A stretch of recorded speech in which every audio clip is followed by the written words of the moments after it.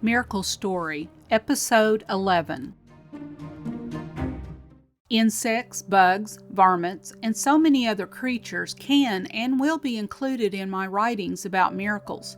I could have lumped them all in together, but each individual circumstance has its own unique elements that I feel should be included and will be encouraging to you. This particular one is about the prayers of a child. My first post was of me praying as a child and the incredible way that Father God responded with compassion so quickly and thoroughly.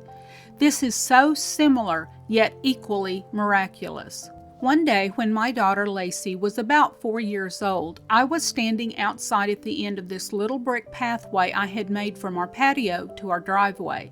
I was standing talking to a friend who was leaving and had walked out to say goodbye. My daughter Lacey came out with me and had brought her roller skates. She sat down at the very end of the brick walk to put them on and almost immediately began screaming. When I responded by picking her up, I saw that she had sat on the end of a large centipede. The dirt had washed away from the ends of the bricks, and I believe they had a nest up in the open holes. As she sat down, she had sat on one end, and then the centipede proceeded to keep popping its other end up and biting her on her bottom. It happened fast, but there were 3 or 4 distinct bites, and they were causing her excruciating pain. Her bottom was beginning to swell, and I didn't know what to do. I quickly went down to my mom's house where she and Lacey's dad both were.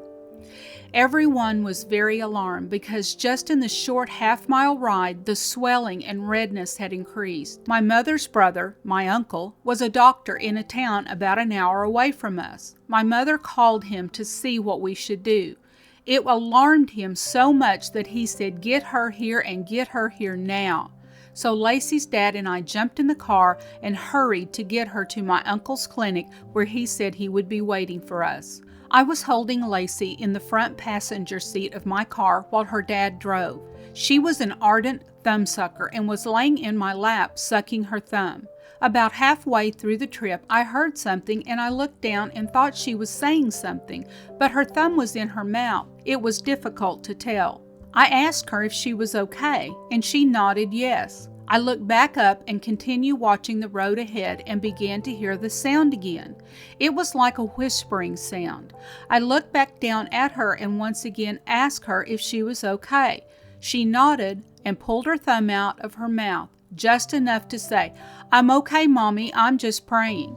My heart was overwhelmed with emotion. She was very calm and not in pain. I wasn't sure when she had stopped crying and screaming and had become so calm. I was just focused on getting her the help she needed. She was very tiny for her age, and I knew those centipedes were toxic and that many bites could easily cause great harm to a child so small. When we pulled into the clinic parking lot, my uncle had been standing at the glass door and quickly opened it to let us in. He hurried us back to the exam room. I sat her on the table and pulled her shorts down. Her dad, my uncle, and I just stood and stared. There were no bites where there had been 3 or 4. My uncle looked at me and said, "She hasn't been bitten." Both her dad and I confirmed she had indeed been bit. He looked her over good, both sides of her bottom, and there were no bites at all, anywhere on her body. There was no redness, no swelling, or any indication at all that there had been a bite. He really did have a hard time believing us, but we knew God had done another miracle for us, and this time I believe it was in a direct response to my baby girl's prayers. God could have just reduced the swelling and diluted the toxin so that it would not harm her, but He completely healed and removed all signs of the bites. There were no puncture wounds at all. My mom had seen them, Lacey's dad had seen them, and I had seen them, and her red and swelling bottom. Then there were none. Thank you for listening. Be sure and subscribe to this podcast, plus my other podcast, The Story with Nancy Jackson, where you will hear the actual, professionally narrated novel that syncs with after the story. Link is in the notes.